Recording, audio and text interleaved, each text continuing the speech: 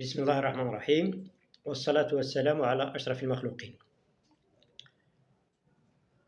سأل أحد الصحفيين البرلماني الأزمي من العدالة والتنمية، قال ليه: إلا جاب الله أنتم في الحكومة وجاء وفد وزاري إسرائيلي يزور المغرب، فما موقفكم من هذا الحدث؟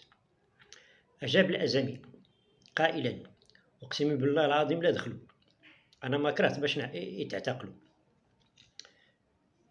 هذا دليل على أن جميع الدول التي تربطهم علاقة قوية مع إسرائيل مثل أمريكا، فرنسا، ألمانيا، هولندا، جميع الدول التي لا تربطهم علاقة قوية لن يدخلوا المغرب. والدول التي تربطهم نزاع بين إسرائيل هم الذين سيدخلون المغرب، مثل إيران، حماس، حزب الله، اليمن إلى غير ذلك. وأثار انتباهي بصورة أكبر كيف لحزب هو الذي صدق عن التطبيع وفي نفس الوقت رفض التطبيع رفعا قاطعا أن يكون في رئاسة الحكومة، ولم يأخذ بعين الاعتبار الطبيعة الخاصة لهذا الحدث، لأن ما يطمح إليه المغرب الوصول إليه ليس في طبيعة فردية،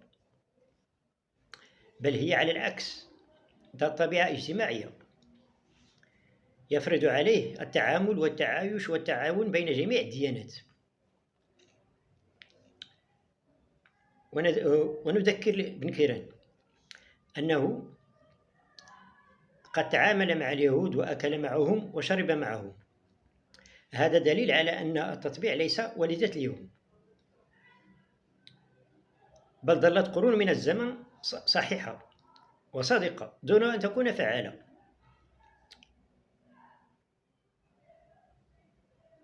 لأن الزمان أو الظروف